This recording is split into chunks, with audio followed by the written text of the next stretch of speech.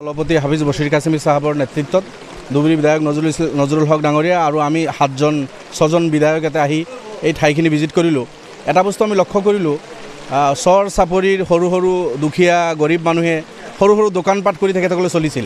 এই মানুহখিনিৰ দোকান সবখিনি ভাঙি দিছে। নদীৰ পাৰে পাৰে তেখেতসকলৰ ঘাট যিখিনি মানুহ নাৱেদি আহে, হাজাৰ হাজাৰ মানুহ ডেইলি অহা যোৱা কৰে।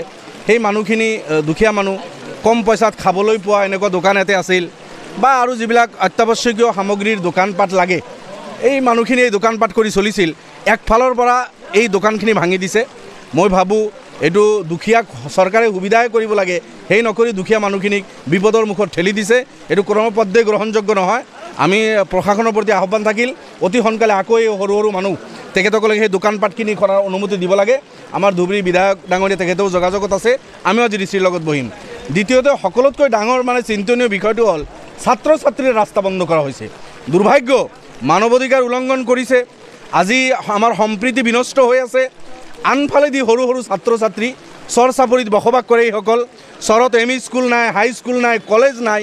তাৰ পৰাই ল'ৰা ছোৱালীখিনি ধুবুৰী টাউনতে আহে। হাই স্কুল কলেজ বুলিলে এম.ই. স্কুলত যেতিয়া ধুবুৰী টাউনত আহে, হাজাৰ হাজাৰ ছাত্ৰ ছাত্ৰী এইসকল অহা যোৱা কৰা ৰাস্তা আপোনালোকে দেখিছে, বাহিৰী বান্ধি তাতে বন্ধ কৰি দিছে। মাত্ৰ সৰুকৈ এটা ঘাট ৰখা হৈছে।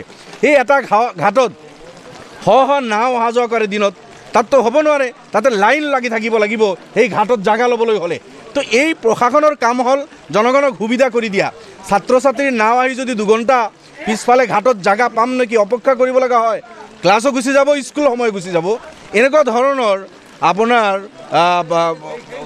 কাণ্ডজ্ঞানহীন কাম প্ৰশাসনে কৰিব নালাগে। আমি ডিচি সাহেবৰ লগত এতিয়া বহিম, অতি সোনকালে যাতে এই ঘাটবিলাক খুলি দি মানুহক অহা যোৱাৰ সুবিধা কৰি দিয়ে।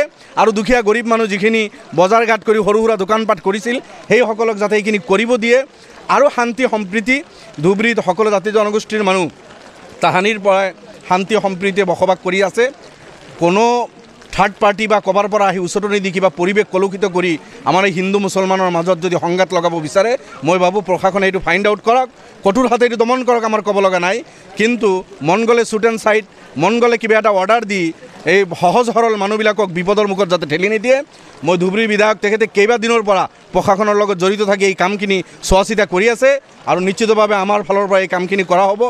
বাকী থাকিল ৰকিবুল হুছেইন ডাঙৰীয়াৰ বক্তব্য আপোনালোকে শুনিছে। তেখেতে MP, আজি আহি তেখেতে খবৰ ল'ব লাগিছিল।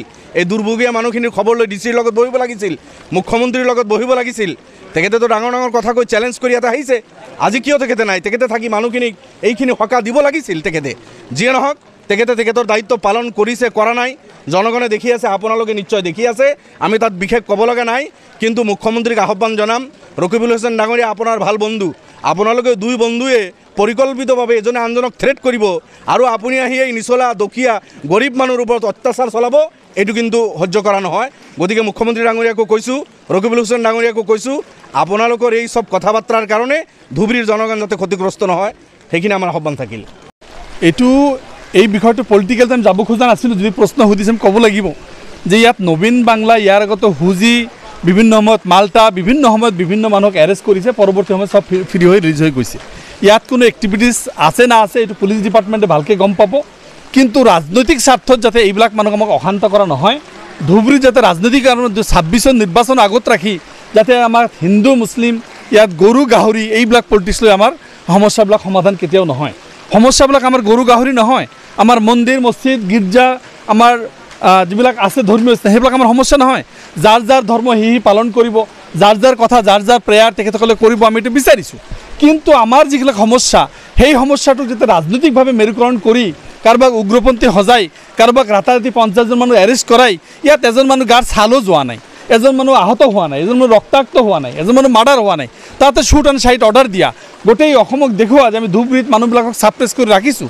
ইয়াত কিন্তু আমি যিখিনি শান্তিপ্ৰিয় ধুবুৰীৰ বাসিন্দা, আমি ইয়াত কিন্তু সকলো শান্তিৰে আছোঁ, এই কথাটো স্পষ্ট। আৰু আমি সেই শান্তিৰ বাৰ্তাটো লৈ ইয়াত আহিছোঁ। আমাৰ নেতাৰ যিটো বাণী, আমাৰ নেতাৰ যিটো কথা, ইয়াত কেনেকৈ আমি পিচ ৰিষ্ট'ৰ কৰিব পাৰোঁ, শান্তি স্থাপন কৰিব পাৰোঁ, পলিটিকেলি কোনো কথা আমি ইয়াত এই মুহূৰ্তত আজি পাতিব খোজা নাই।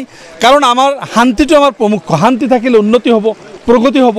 ধুবুৰীৰ বহুত বিজনেছমেনে কৈছে, দাদা আপোনালোকে কিবা এটা কৰক, আমাৰ ব্যৱসায় বাণিজ্য বন্ধ হৈ গৈছে।